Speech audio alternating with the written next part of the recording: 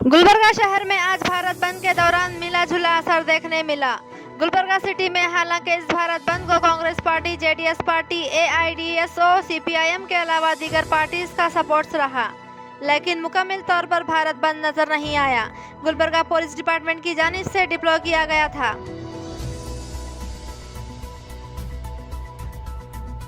इस बंद को देखते हुए एनईकेएसआरटीसी के बसेस मुकम्मल तौर पर बंद थे। दुकानें खुली नजर आई। सुपरमार्केट और स्टेशन रोड तिमापुल सर्कल पर इस बंद के दौरान मुख्तलिफ लीडर सेंट्रल गवर्नमेंट से मुतालबा किया कि एंटी फार्मर्स लॉ बिल को वापस लेना होगा।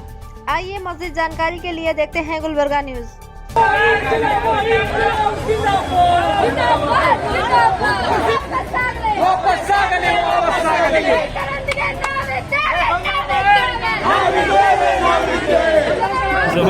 केंद्र सरकार है जो मोदी सरकार है, किसान विरोधी कानून जो बनाए हैं इसके खिलाफ में पूरा देश के फार्मर्स प्रोटेस्ट कर रहे हैं। ये लोग किसान की बात सुनने के लिए तैयार नहीं हैं। दिल्ली में बहुत बड़े पैमाने में जो प्रोटेस्ट हो रहा है, कांग्रेस पार्टी इसको सपोर्ट कर रही है और पूरे अपोजिशन के पार्टी भी इसको सपोर्ट कर रहे हैं। अगर 9 तारीख को अगर ये कानून वापस नहीं लेंगे तो पूरा देश में प्रोटेस्ट होगा और कांग्रेस पार्टी किसानों की साथ देगी। ये तो इस देश के साथ गद्दारी करे हैं नरेंद्र मोदी, अमित शाह, बीजेपी सरकार। उन्होंने सर्वाधिकार के रूप में अग्नि विरोधी कानून लाए हैं, कानून का अमेंडमेंट करे हैं। किसान बोलते हैं आपके मन की बात सुन सुनकर थक गए, अभी किसानों के दिल की बात सुनना पड़ेगा।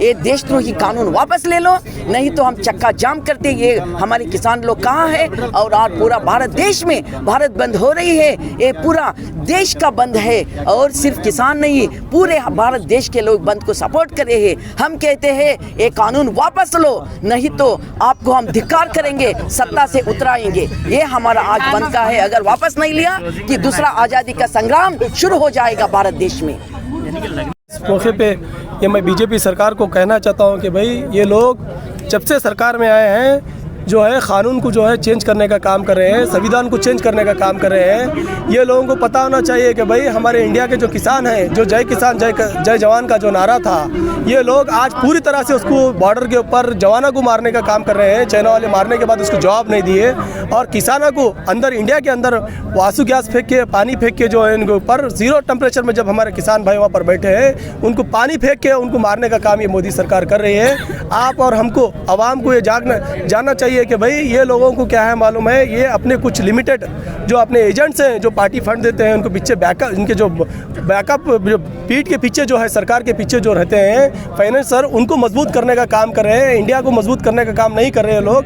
अपने पार्टी के कुछ जो है कॉन्ट्रैक्टर्स को और अपने कुछ लोगों को, फाइनेंसर्स को जो है कुछ ये लोग जो है पीछे जो इनके थे, जो उनको सरकार चलाते हैं, उनको मजबूत करने का काम कर रहे हैं। किसानों को मजबूत करने का काम नहीं कर रहे हैं और हमारे जो स्टूडेंट को मजबूत करने का काम नहीं कर रहे हैं। ये जो है इनका जब से आए हैं देखिए डेवलपमेंट इनका जीरो है। ये लोग गवर्नमेंट चलाने में फेल हो रहे हैं, इसीलिए नए नए कानून ला के आवाम को जो है गुमराह करने का काम ये कर रहे हैं। इस मैं मौके पर बोलना चाहता हूँ बीजेपी सरकार को कि भाई आने वाले दिनों में आप जल्द से जल्द ये तीनों काले कानून ये अगर वापस नहीं लेंगे तो आने वाले दिनों में किसान ही नहीं, आवाम, इंडिया की पूरी आवाम मिलकर आपको मुँह तोड़ जवाब देंगे बोल के इस मौके पर मैं बोलना चाहता हूँ। बीजेपी सरकार है जो मोदी सरकार है, ये एक रैत विरोधी सरकार है।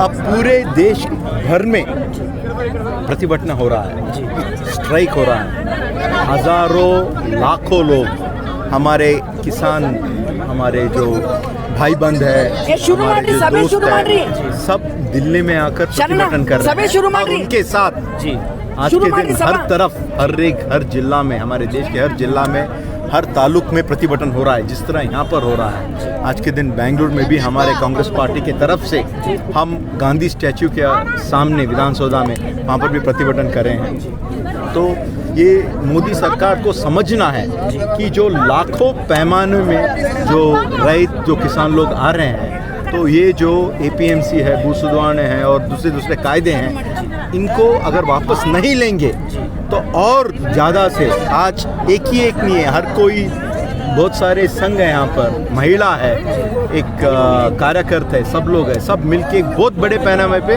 प्रतिभटन और भी आगे भी होंगे। जी, आप तो किसानों के लिए देना चाहेंगे, उनके सम्मान के लिए? नहीं, हम किसान के साथ हम हैं। हमारी पार्टी जो 130 साल से ज़्यादा जो इतिहास कांग्रेस पार्टी की है, हम कभी भी किसान के साथ हैं। जो गांव में हमारे रहते हैं किसान, उनके साथ हैं। तो आज भी मरते दम तक, आखिरी वक्त तक हम किसान के साथ हैं। जो भी प्रतिभटन करना है, ये जो रैत विरोधी सरकार के अगेंस्ट हम करेंगे, हम उनके साथ हैं बोल के हम कहना चाहते हैं। बीजेपी सरकार के लिए थोड़े लोगों के लिए आज के दिन सिर्फ अदानी अंबानी जैसे 2-3 लोगों को हेल्प करने के लिए ये काम कर रहे हैं। ये नहीं चलेगी। कब तक चलेगी? नहीं चलेगी। अब सब लोगों को समझ में आया है और ये सरकार को भी समझ में आना चाहिए। आज पूरे भारत का मंजर पूरा हिल गया है। ये बताना चाह रहे हैं हम लोग गुलबर्गा की सरजमीन से कि बीजेपी में मोदी गवर्नमेंट जितने भी बिल्स पास की है वो पूरे जन विरोधक बिल है। रही बात किसान की, जो 3 बिल पास किए हैं, ये बिल पूरे किसानों के ख़िलाफ़ है। सिर्फ ये बिल मोदी गवर्नमेंट किससे डिस्कस करके ये बिल पास करवाती है पता नहीं। क्या उन्होंने किसानों से बात की? क्या उन्होंने ऑर्गेनाइजेशन से बात की किसी, या उन्होंने किसी संगठन से बात की? इन्होंने किसी संगठन, किसी ऑर्गेनाइजेशन, ना किसी किसान से बात की। इन्होंने वो किसान से बात की है जो किसान सूट बूट पहनते हैं, जैसा कि अनिल अंबानी, मुकेश अंबानी और अदानी से बात करते हैं लोग। ये लोग सिर्फ सूट बूट के लोगों से बात करके ये बिल पास करते हैं। रही बात जितने भी बिल्स इन्होंने पार्लियामेंट में पास किए हैं, जीएसटी, आज हम मार्केट में ठहरे हुए हैं। जीएसटी से आज किसी को फ़ायदा नहीं हुआ, आवाम का नुकसान हुआ है।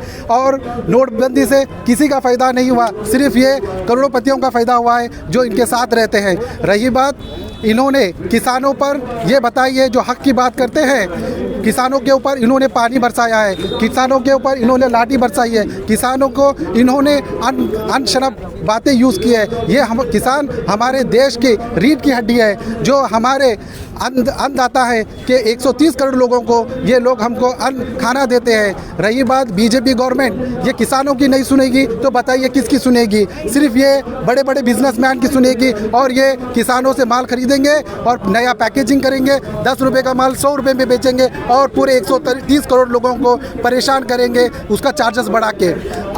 हम लोग ये सोचना है कि बीजेपी के आने वाले बिल्स और जितने बिल्स पास हुए हैं ये पूरे जन विरोधी बिल है और आने वाले दिनों में इनका हमको समर्थन करना नहीं है। और बीजेपी के कार्यकर्ता से, बीजेपी के पार्टी से, बीजेपी के लोगों से हमको बच के रहना है। ये बताइए गुलबर्गा में एमएलए है बीजेपी का, बताइए कि यहाँ पर एमएलए कॉन्स्टिट्यूएंसी है वहाँ पर किसान नहीं रहते, बराबर किसान रहते। तो एमएलए का काम क्या है कि सेंट्रल गवर्नमेंट तक पहुँचाना है बात को। एमपी यहाँ पर बीजेपी का है तो आवाज़ नहीं उठ रही है। तो बताइए एमपी बीजेपी का होते हुए कि गुलबर्गा के पूरे कॉन्स्टिट्यूएंसी में क्या किसान नहीं बसते?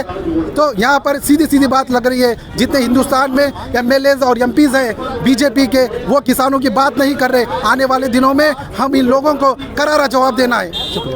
ಗುಲ್ಬರ್ಗ ಇಡೀ ಭಾರತ ಬಂದನ್ನ ಅಖಿಲ ಭಾರತ ಕಿಸಾನ್ ಸಂಘರ್ಷ ಸಮನ್ವಯ ಸಮಿತಿ ಎಕೆಸಿ ನೇತೃತ್ವದಲ್ಲಿ ಭಾರತ್ ಬಂದ್ ನಡೀತಾ ಇದೆ.